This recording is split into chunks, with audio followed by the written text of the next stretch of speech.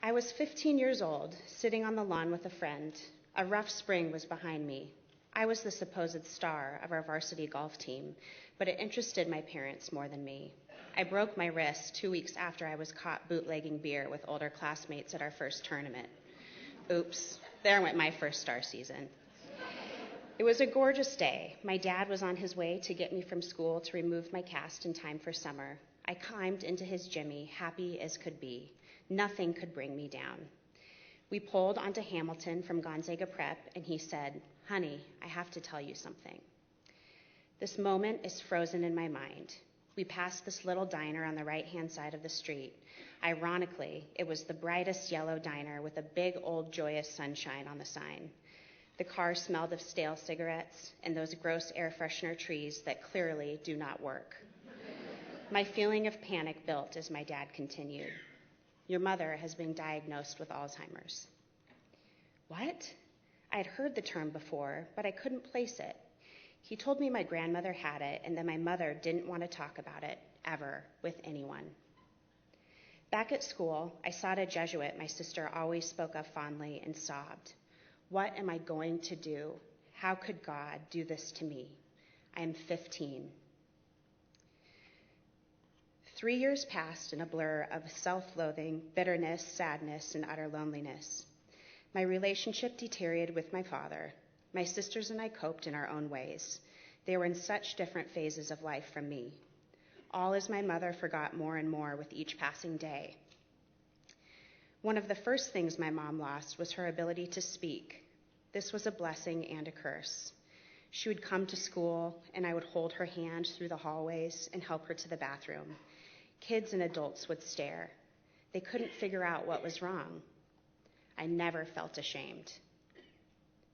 I realized early on that not everyone gets the opportunity to return the favor to your parents, to care for them the way they cared for you as a child. After high school, I moved out and my parents moved into a small apartment in Brown's Addition. Shortly after, I met the love of my life. Introducing your future husband to your 75-year-old father, who is the caretaker of your severely ill Alzheimer's mother, is not an easy task. He didn't skip a beat. My mom loved him, and that was it for me.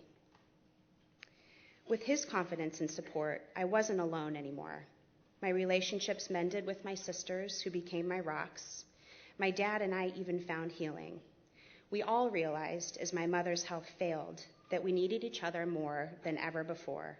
We shared something no one else did: the love and pain associated with losing this beautiful woman. Mike proposed to me on my 21st birthday. 4 months later, my dad was diagnosed with cancer and he refused treatment. I completely understood his reasoning. His wife and the love of his life was slipping away before his eyes, and he didn't want to live without her. I was so scared for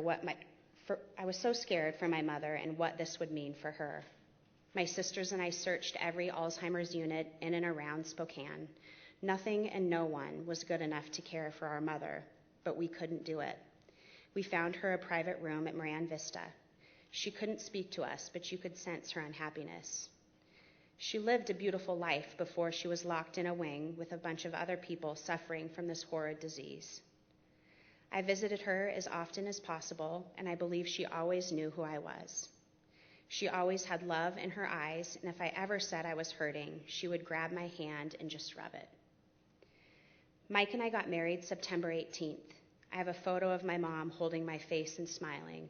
She knew exactly what was happening and was so very happy. My father passed away October 24th. The night he passed, Mike and I were with him. My aunts went to tell my mother the next day, and the nurse said, "Is Ted okay?" They explained he passed away last night. The nurse teared up and told them that my mother awoke in the middle of the night crying and saying, "He is gone, he is gone, he is gone." The next year and a half was very hard. As her disease progressed, my mother had a few incidents where the doctors told us she wouldn't make it another 24 hours. She stopped eating, drinking, and would just sleep. My sisters came to town so we could all be together. We sat with her, never leaving her side, holding her hands and telling her it was okay to go. Every slow breath, we would think that was it. She came out of it every time. After my mom's health improved, the last time, Holly and I went to visit one day, and she was so happy, sitting in her room, just smiling from ear to ear. We decided that last minute, that Friday, to go to Seattle. We desperately needed a break. That Sunday morning, Easter morning, my mother passed away. Easter was her favorite holiday. She was ready to go, but she didn't want us there. She didn't want to hurt us. I lost my mother too early. I wasn't ready. I suspect you never are. Abraham Lincoln said it best. All that I am or hope to be, I owe to my angel mother.